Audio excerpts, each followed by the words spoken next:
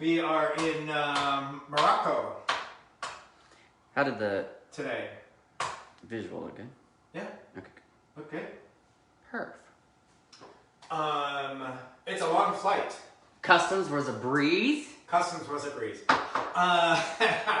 So yeah, we flew to Morocco. We had flown to Marrakesh. It was literally like what, 3 months before Our wedding. We went Valentine's Day week. Actually, we were there for Valentine's Day. Yes. It was just before the wedding. You didn't know anything about the wedding yet. I did not. I'm gonna go ahead and wash my hands.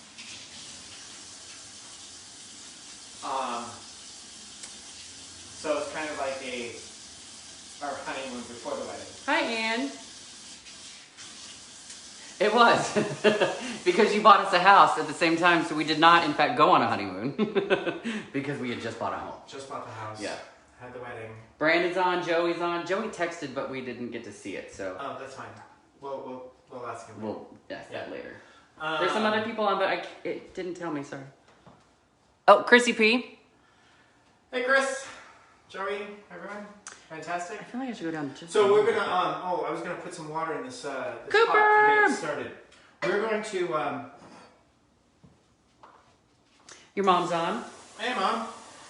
So we're gonna fill up a pot with some water and get it boiling, because later on in the show we're gonna actually do some mint tea. We didn't talk about that in our announcements about where we're going, but we decided that we had a little bit of time during the show, a little bit later, and one thing that if you ever go to Morocco. And like I said, we were in Marrakesh City, Morocco. There's also, I highly recommend going to Casablanca, which is over on the ocean side. And everywhere you go, when you check into your riad, which is like a small little guest house hotel, or if you're invited to somebody's home or wherever you go, if you go shopping, you have to negotiate what you're going to pay for it, right? You barter for it, and they sit you down after you decide what you're looking to purchase, like a rug or something like that. And the first thing they do is pour you some mint tea, or I think they just call it tea.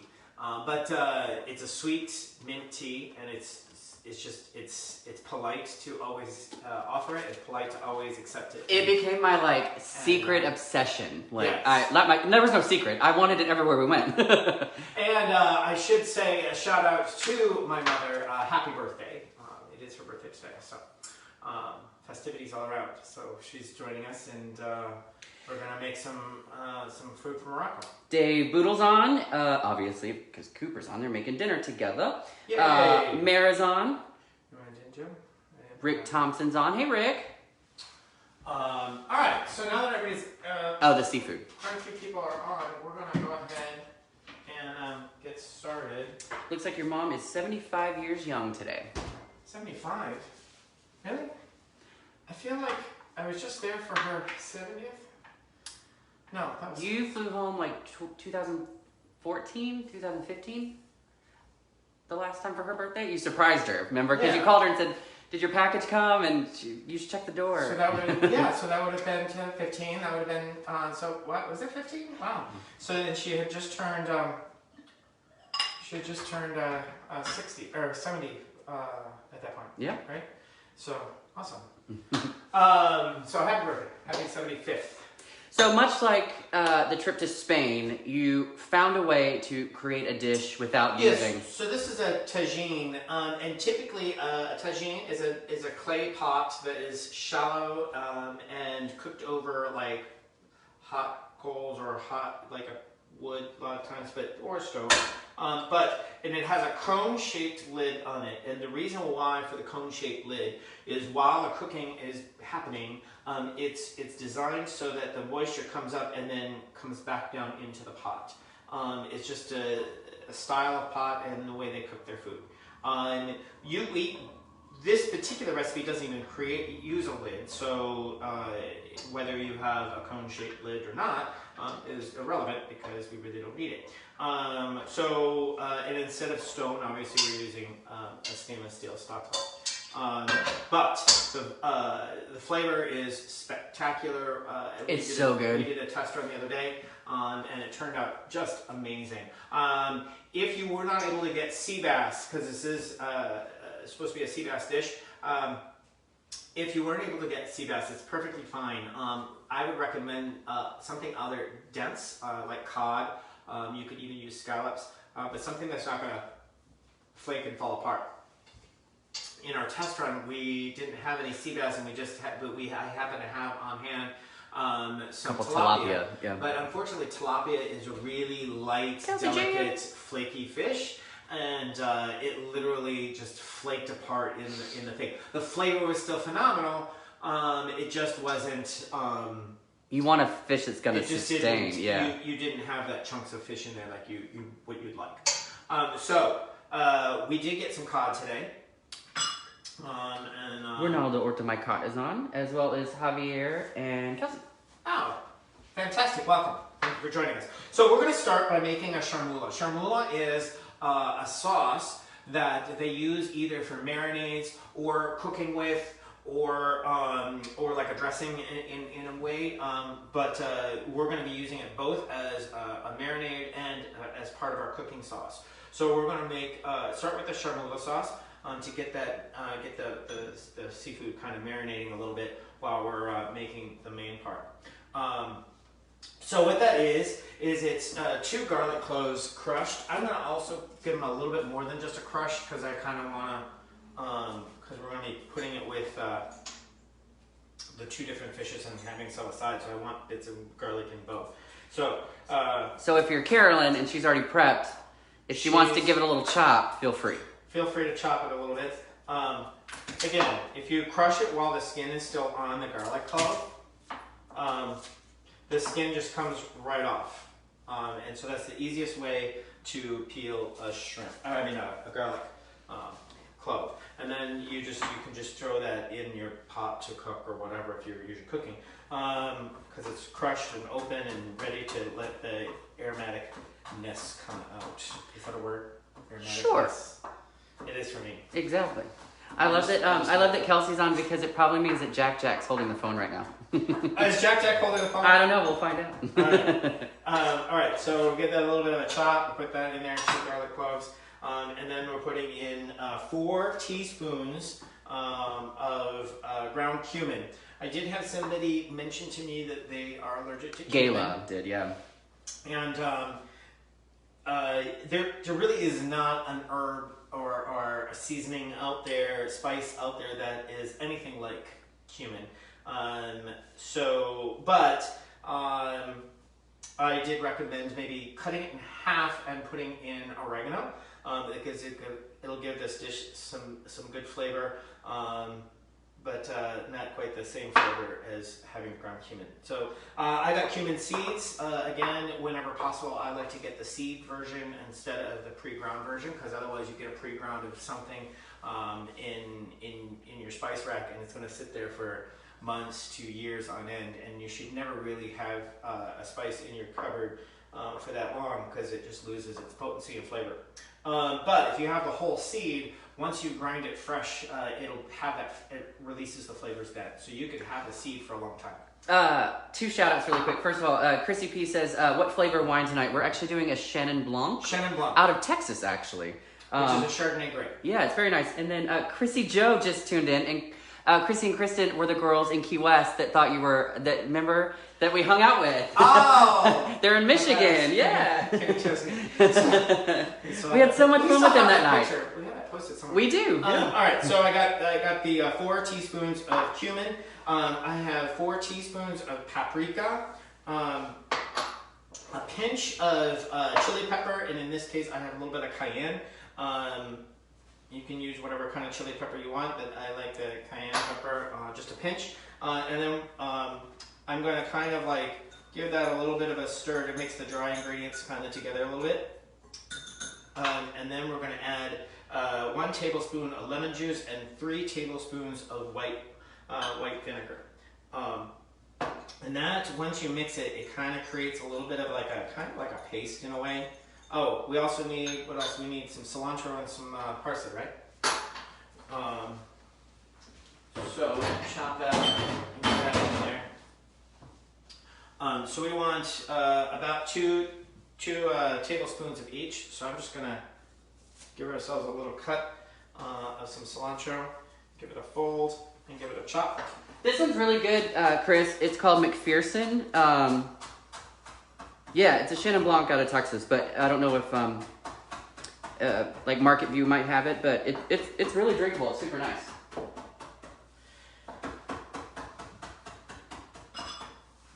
Yeah, Texas doesn't have a lot known for its wines, but we're gonna put a little bit of this aside for garnishing the top later, and then I've got my two teaspoons worth of cilantro, and then we'll get a couple of teaspoons worth of parsley. What kind of Pinot Noir, Namara?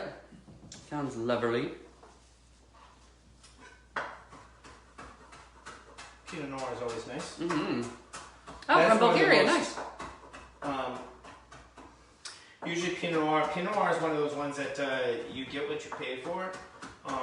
It's one of the most difficult grapes to grow because it's very sensitive to the moisture in the air and so forth, and it can grow a mold very easily if you don't watch it. And yet it grows in the valleys between the mountains, so moisture is very readily available, and it needs that moisture, but not too much because, like I said, so it's very delicate grape to grow, which is why it's usually more expensive to get Pinot Noir.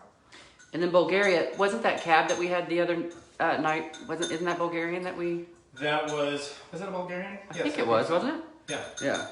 And then Chrissy P is letting me know that Market View is delivering out of the state again, so I can get more of my Merino that I like. The only place in the States that carries it. It's so weird. We're going to clean off our knife. All right, so I've got my charmoula. So it's the paprika. Very pasty. Yeah, very pasty. Gets a lot of color from the paprika and so forth. We're going to take our shrimp that we've already peeled and deveined. I've got. Do you want a bigger bowl for the fish? I got 24 ounces of. No, this is fine. You sure? I got 24 ounces of some nice, beautiful sea bass. So we're going to cube that up and put that in a separate dish as well.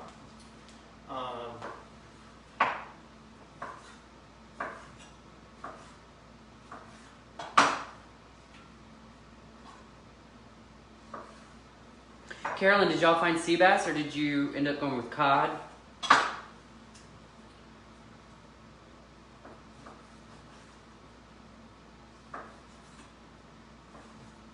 This was like our big decadent splurge for ourselves for the week was the sea bass. So the Chilean sea bass is not the cheapest of fish, but it's well worth it. In fact, it was actually they stopped selling it for a while. Became endangered. They made it illegal to fish for it because it was going endangered, and because it was so wildly loved by so many people, too many people, and so they had to kind of slow down the production. And of course, it was right along the time that I had discovered it personally and was obsessed with it. So it was years before I was able to see it again on a menu. See it again on the menu. Now you're starting to see it again.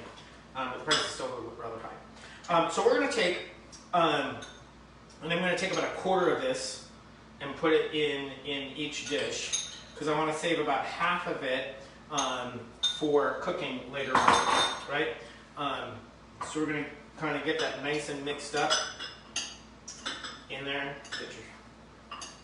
Yay, Carolyn found sea bass. Sweet. Because it's Dave Boodle's favorite as well.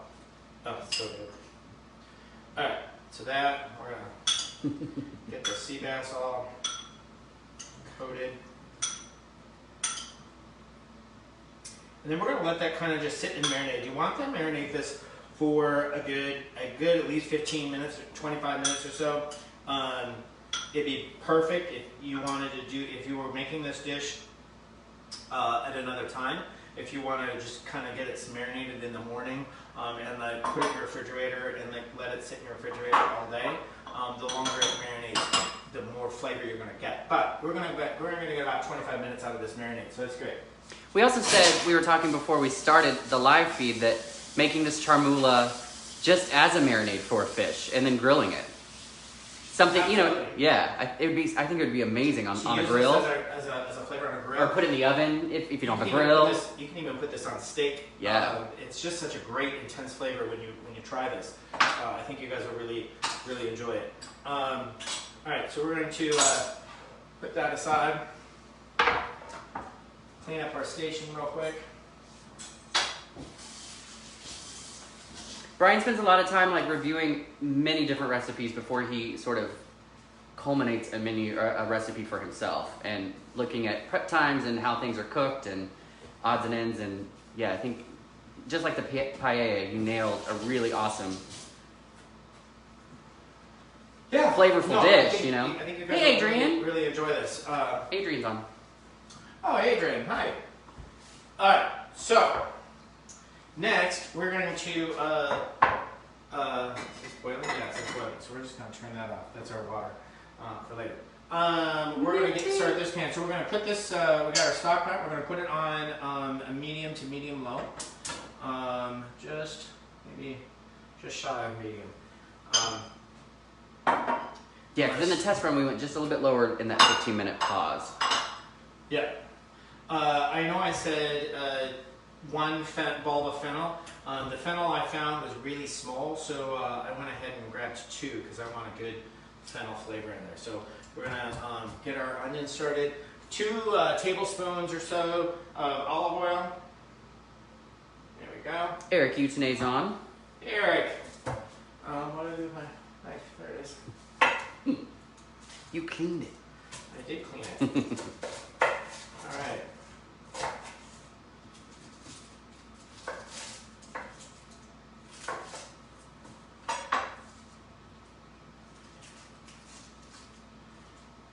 I see that Carolyn posted before the show that she had already got everything all prepped and ready to go. That was fantastic. She's been doing that since she gave the suggestion to list everything, like how you want it prepped. You know, like, are you going to mince this? Which I think was a great idea. Because that way she can relax and just watch and ask questions. And well, I think even for those that do it later, you know, like your sister, and, you know, sometimes Jen Neubauer does it like not the same day. And I think that they can have everything prepped and ready to go, so then they can just sort of watch and follow. So hey, Anton. We got a medium onion that we're just kind of giving a big rough chop to. You don't have to be too fine with this because you kind of want like bold flavor. We're going to be kind of like slicing up the fennel and stuff like that. So some good bold flavor in here. Doesn't have to be minced or anything like that. And it's not soupy. Like it's you know, so you do want a little bit of heart to it. Yeah, you want just to be kind of a chunky dish. All right. So we're going to get that into the olive oil.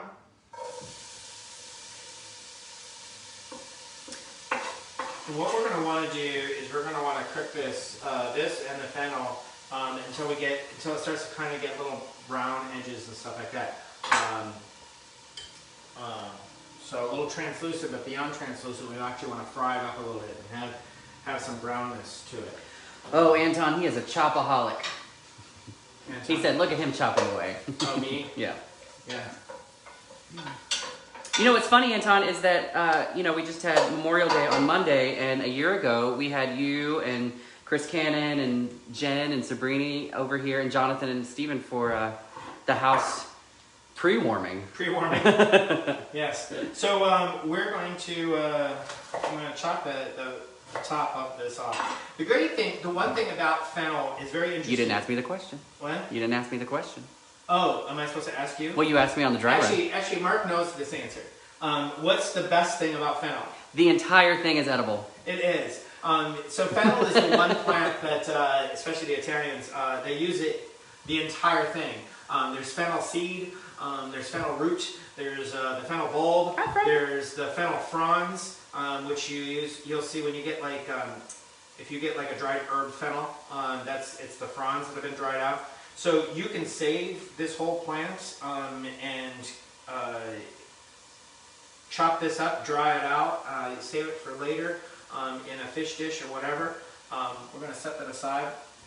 Because remind me, that itself, it's a little peppery, or what's the? It still has sort of that anise. I forget. Fennel, it's going to have, yeah. So it's going to have a little bit of that anise flavor, and the fronds itself is going to have almost like a,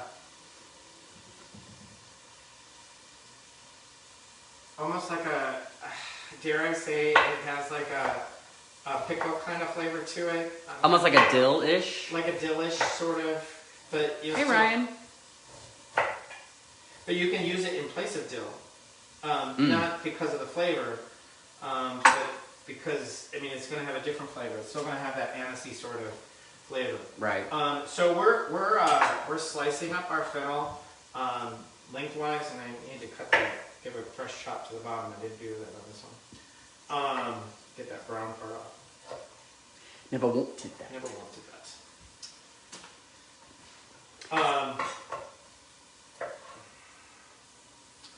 Yeah, we're slicing this the long way so that you get like a long thin, whatever slice of the plant, and then that's going to saute up and give you some real good flavor with this fish.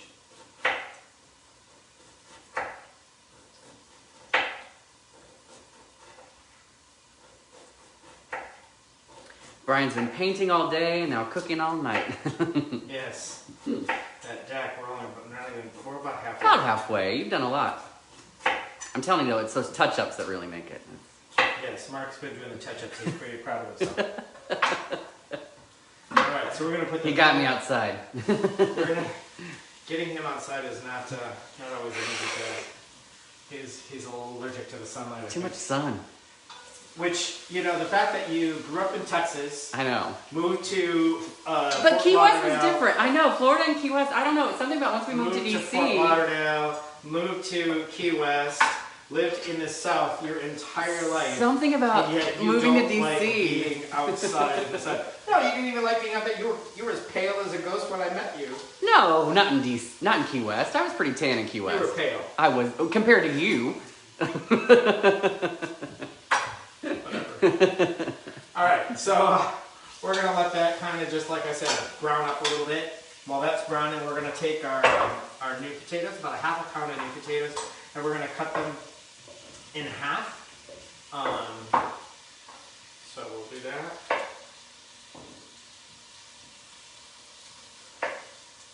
Hey D.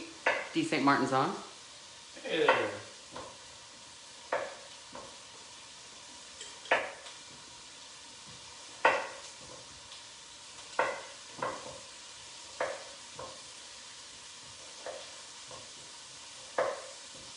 How many people have cooked with fennel, have never cooked with fennel? My favorite thing is braised fennel. Just as a side dish. Sauteing it and braising it. Oh, a little white wine. That's what I was about to ask. What do you braise it in? Just a little white wine? Yes. A nice white wine. You can already smell it. Yes. That and the onion. It smells good. Nice. Roasted it. And that's what I was about to say, Mara. Mara roasted it, yeah. Roasted just nice big chunks of it. Yep. Just give it a hot roast.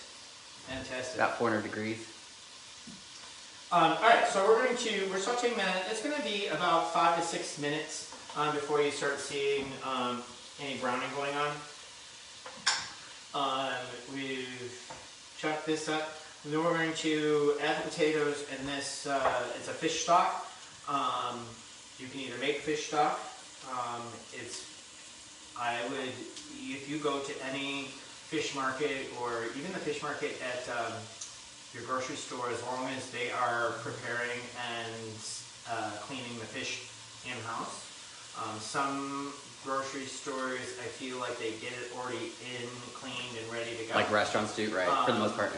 But if you have a good fish market in your grocery store, or a fish market local nearby, just getting the heads, the fins, the tails, you just want the leftover bits that they're going to just throw away anyways, and they'll usually sell that to you for super, super cheap. Like, we're talking like maybe 50 cents a pound or $1 a pound.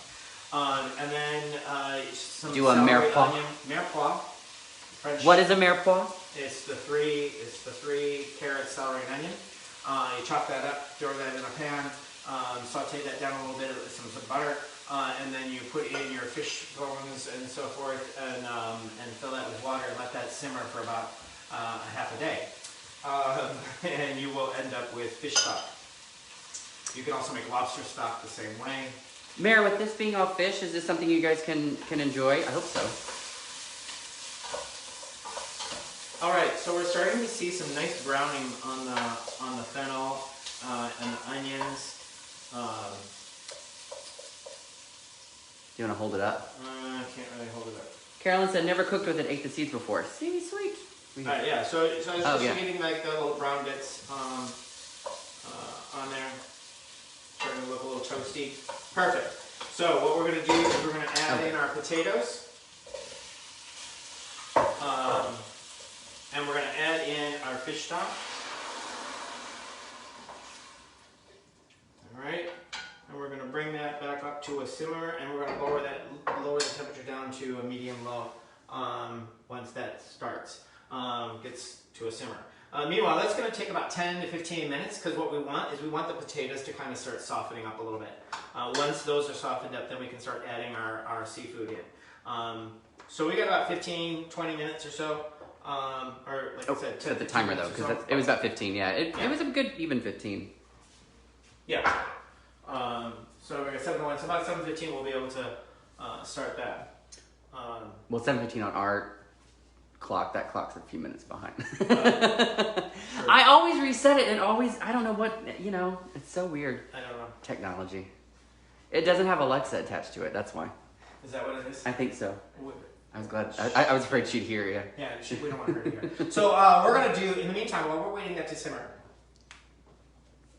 Mara said that Josh would love the cod and she'd love the shrimp, or like the shrimp. Fantastic. This is a really good dish. It is a really good dish. So we're going to do a classic tea from Morocco. If you go to anybody's household, they're going to offer you tea as soon as you walk in the door. They'll invite you in and they'll sit you down and offer you tea. If I don't ask for it first, because it's so good. Well, don't be begging. Don't be begging, right? And it's just their way of being very polite with one another and greeting each other. And any conversation starts with tea. Any negotiation over business is going to start with tea. And this is the tea that they're referring to. It's a mint tea and it's really sweet. So what we're going to do is we're going to start by putting in just a big handful of mint into our pot. Be very generous with the mint. You can't. You want this. It's just going to be a big, generous pile of mint. You have to stop really quick because you're going to love this. Carolyn Cooper said, "Love the teapot." Oh, you love this teapot? Yay! Thank you, thank you. And our glasses from those are actually from Marrakesh or Morocco, yes. Yeah. We have a whole set of them. The teapot was not the teapot that came with the set. Yes, so we had a little silver teapot that came with it. It was a small little silver teapot, and the handle gets really, really hot. So we found this teapot at an antique store. I actually think it's early American, pewter. It was pewter, yeah. Yes, and there's a stamp on the bottom, and I can't make out whose it is. We just love that it also had the wooden handle. It's William because something. This actually might be. This actually might be quite pricey. I think we got a good deal. Anyways, just a generous amount of sugar. I'm gonna put about five heaping little tablespoons in here. 3, 4, 5. Sugar. Traditionally, you would do a loose leaf tea, but we are not. Well, traditionally, you would do a loose leaf tea. Yeah. We're gonna. Yes, it's just a green. You just want to base it a good green tea, not a mint tea, because you got the mint with the leaves. It's just a typical green tea. I'm just gonna muddle it up. You normally wouldn't necessarily need to do that, but I want to break up the mint a little bit and just really get that good mint flavor to come through. So we're gonna then fill up our pot with some nice hot boiling water that we started at the beginning of the show here today. Leela, does this look familiar? Yes, Leela gave this to us, our little pot there. And then we're going to put our about 3 tea bags of tea in there. And we're going to let that steep. We'll let it stoop.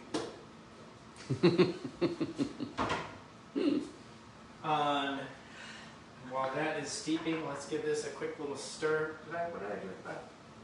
I left it over here. So you said one of the things that, besides the riyadh, that I remember, you say when you talk business, we had gone to a couple vendors and we went to a leather vendor and we got a work bag that you use now. Leather bag, and a little book bag. Got you a pair of little leather house shoes and stuff. And so we looked at the things we wanted and then we sat down after that. And that's when we discussed prices and they poured mint tea for us. It was really cool. Yes.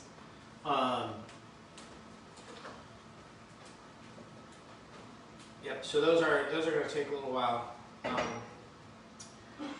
All right, so this seat, and then we're just, so it's all about, to them, it's all about how high up you pour it. I'm not going to attempt that too much, but they would take They go quite high. And bring it high. Yep. Right? But it also helps kind of cool it off as well. Because it should be, like, piping hot. Yes. All right, so there is some tea for you there, sir. So I'm sorry we didn't announce that we were going to do tea beforehand, but so good. So good. But very minty and sweet. I feel like I'm back there now. What? I feel like I'm back there now. You feel like you're back in Marrakesh. Oh, that's good. All right, so we'll put that aside. So that's mint tea. All right, we only had 6 minutes. Well, That didn't take near as long as I thought it would. we should have like boiled the water. I don't know. And then what? Sit near water, Exactly. waiting for water to boil? Carolyn, are you guys in a good place? What are y'all drinking tonight? You didn't tell us.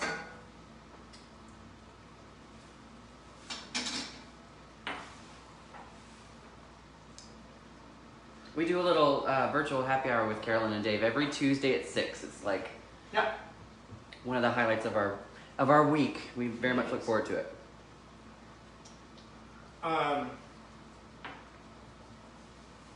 got another 7 more minutes yet. I know. Let's waste some time. Exactly. Somebody talk to us. What's going on? Did your mom do anything nice for her birthday? Yeah, what'd you do for your birthday? Yeah, that's so the thing. Oh, we also wanted to know what we talked about earlier. You and I did was the fact that they're very. It's a Muslim country, Muslim country, and Morocco is, and very influenced by India and the Middle East and Pakistan and so forth, Persia. So that's where a lot of these flavors and food comes from, and it's where all their herbs and so forth, and why their dish is so full of lots of herbs and paprika and cumin and coriander and oregano and all that stuff, because it comes from India, and it was considered highly valued.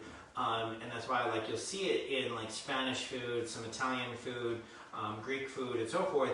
But it was really a lot for the noblemen, because it was very expensive. It had value, yeah, and it had a lot of value, a lot of trade value to get the herbs off the ships and stuff. So they traded for it, and so it was something we just used in small amounts. But of course, coming from India, or in this case, an Indian-influenced country. Of Marrakesh or Morocco, they just just inquired lots of amounts of it, that they would have all these herbs and stuff like that and spices, and used a lot of it in their dishes. And so there's nothing really spicy about this dish, which is one reason I liked it, because I'm a very much a Midwest little Scandinavian boy where I don't really like a lot of really hot spices.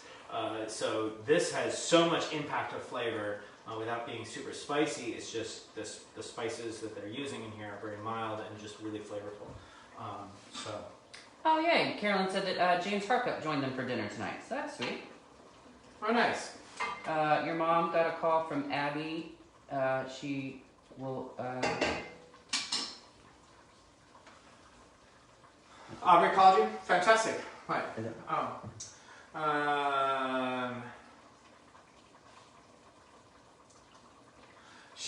Aubriana's gonna hop on when she gets a chance. Yay. Fantastic.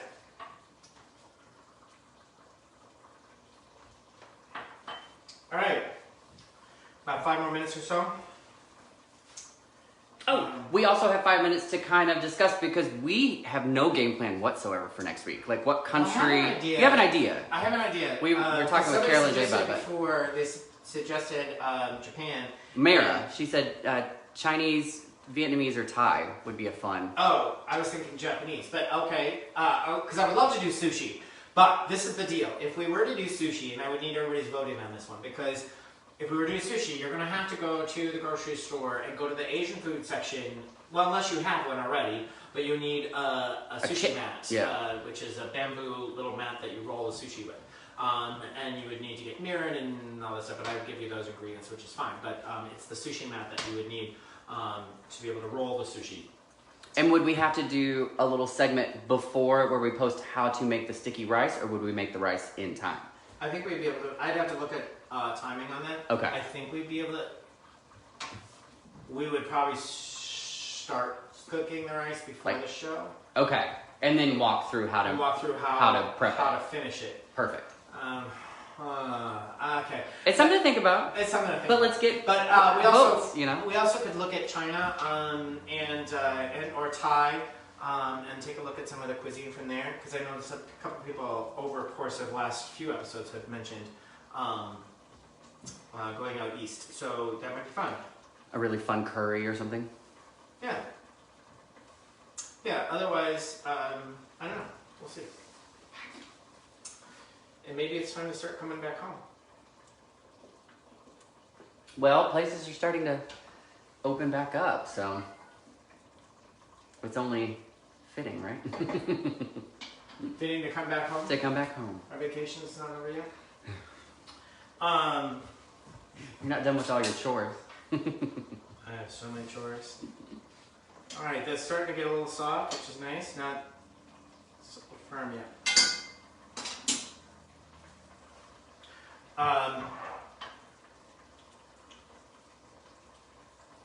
Maybe we go north and go into, now that it's warmer, go up into Norway or Finland or Sweden or. Oh yeah, maybe Leela could give us some tips on a nice dish out of Switzerland. Yeah, one of her favorite Some dishes Swedish there, dish? Swedish dishes and stuff. Yeah, we could do that. Go to Sweden. Yeah. I know that Nancy and Barb would probably like me to do potato dumplings, which is a Scandinavian dish. I could make that work. I could. Yeah. Yeah. You'd have to pre-cook the potatoes, so we'd have to talk about that, cooked potatoes. But that would be part of the recipe. Would be already cooked potatoes. But Cooked and cooled, right? Or do you? Because you don't want them piping hot when you're like messing with them, or do you? no, you cool them. Yeah. Cooled, and then mashed potatoes cooled. So we would.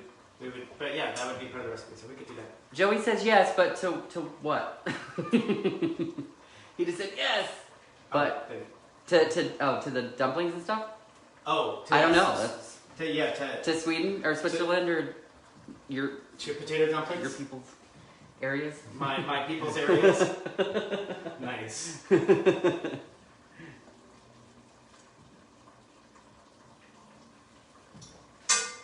All right. Oh yes, okay. He did say yes for the dumplings, and your mom says I need you to make them. So, your mom votes for dumplings as well. Okay. Well, we'll see. Well, if not this time, one of these times, we will do the famous, ever so famous potato dumplings that my grandmother, may she rest in peace, God bless her, would make for the whole family. Once a year, right? I think it was once a year. Yeah, only once a year. But everybody would gather around and we would make. Because she made so many. She'd make so many. Yeah, we will we'll talk about that. They're not hard to make. They're actually really simple. We'd have to get some pork hocks and have them salted and cured 3 days prior. Wow. Yeah. All right. Well. It's an easy dish. It's just you know. No, your mom wants you to go and make them there. Oh, is that what she wants? Well, right now we're in a little bit of a shutdown, so I don't know that I'm going to be able to go anywhere. But oh, that's a fun idea, Chris. Chris says you should do a dessert show. Ooh, a dessert show. That's a really fun idea, actually. Yes. Just do a fun dessert. Yeah. Oh, Carolyn seconds that. A dessert show? A dessert show. Okay. You can make your world famous nut tart. The nut tart. And we go back to making a homemade pie crust. Go back to making a pie crust. It's another review. The nut tart is quite delicious. Lily's on. Everybody, I did you hear that? Take it, Lily's on. All right, so it's been about 15 minutes. These are getting really nice and tender. There's a few that are a little firm yet, but by the time we're cook the fish and everything else, so we're going to add in.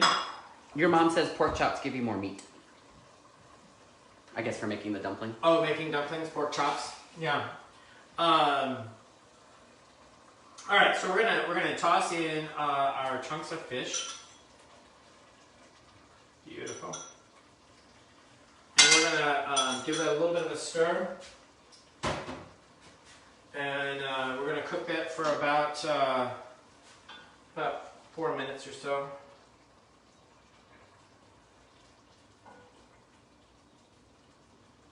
Nice. It didn't take a lid, right? Well, they never said to lid it, but I just think it should. I thought we did, but... I did. You did? Okay. I did put a lid on it. Maybe we'll put a lid on it for when we put the shrimp in and just to kind of finish it up, make sure everything cooks through. True. Nice.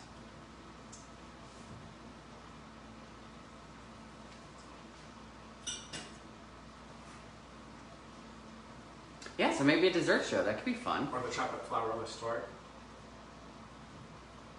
Yeah. Would you make the one like Santiago's or your flourless chocolate tart? My chocolate flourless. Yeah.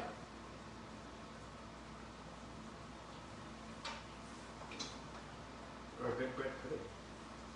Ooh, bread pudding could be fun. What is your secret to a good bread pudding? Well, I love when I worked with Santiago's, and they used old croissants. Yeah. And it's awesome because it just gives you those flaky layers in that bread pudding, which you normally don't get because it's usually like dense with the like a bread brioche, right?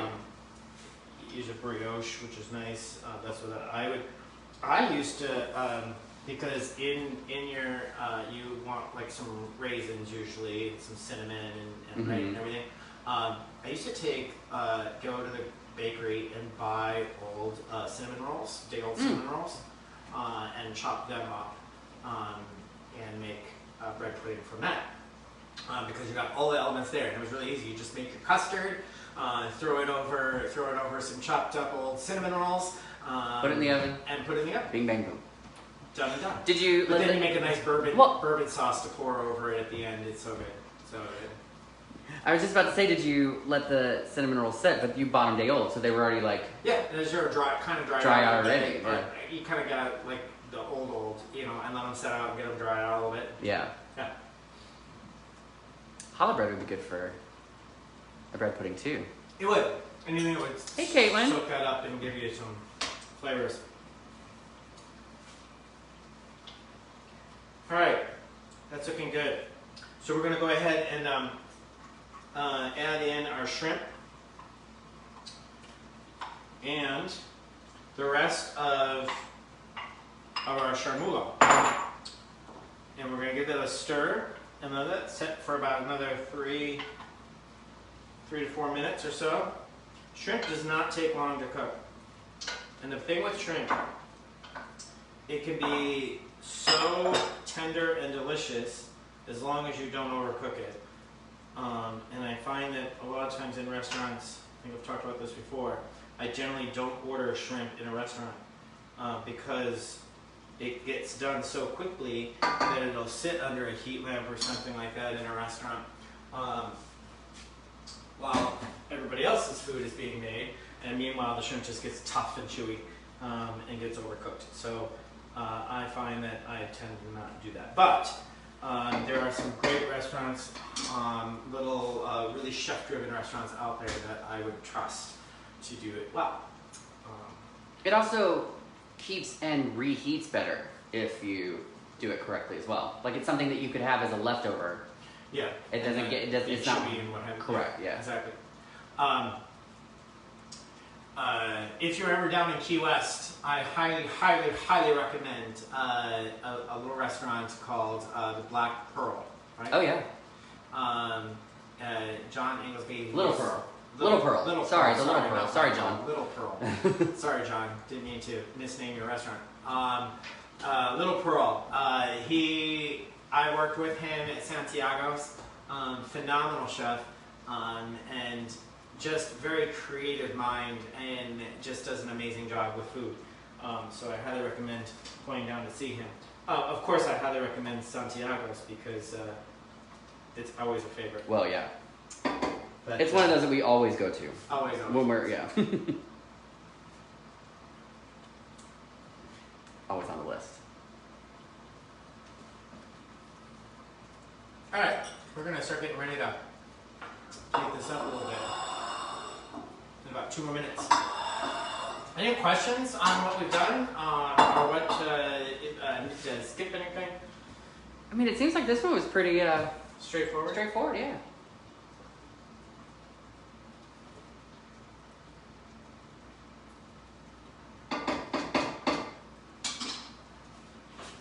I love that Carolyn has made every dish with us every week in real time. I know. Thank you, Carolyn, for being so supportive in doing that and being a part of this. And I know that Nancy has for Nancy and Kara did for a while, yeah. Quite a while, and did a lot. But it's fun to see what you guys have done. If after you've done it, even if you do it like the next day or a couple days later, if you do it next week or whatever, if you even look at some of my old shows, which you can look at on our YouTube channel, Making Food Fun, and you decide to cook something that I made, please share photos of what you made. I'd love to see them and post those, see what you've done. So far, the people that have shared pictures, I'm so impressed. You guys have done such a great job following along and making this food, and hopefully you to guys like really, watch it and do, really it's, enjoying it and enjoying these travels we have, our little staycation that we decided to do. Carolyn, the lemon's a garnish, so we're gonna chop that up in just a second. Yeah, actually, while this is kind of simmering down a little bit, I'm going to go ahead and slice up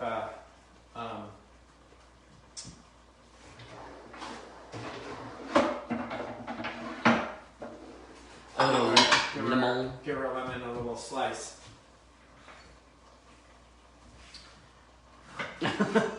What? Carolyn's dad just said Carolyn is just so cool. Well, Carolyn is cool. Yes. Yes, she very much is. There's no doubts there. Always have her stage your engagement photos, your rehearsal dinner photos. All right. There we go. Beautiful.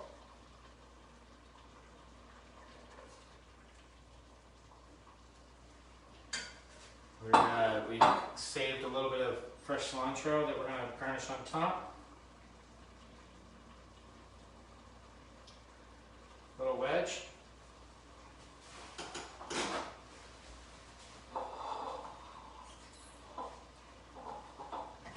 And there we go. Beautiful. Tagine. Sea bass and fennel tagine. Tagine. Yep. Yes. All right, so we will, feel free to keep commenting about places that you'd like to see or do or go or taste, or, and then Brian will also spend the next couple of days sort of reading comments and figuring out for himself, and we will let you know by Friday what we're where we're going next. Yeah. Thanks for joining us. And, you know, if you've missed any of the previous episodes, this is like number 10. We're on 10, yeah. This is 10. If you missed any of the previous ones and you're interested, please join us. We download them all. I think you're going to download this one tomorrow. I usually have it up by tomorrow. And they're all on our YouTube channel, Making Food Fun.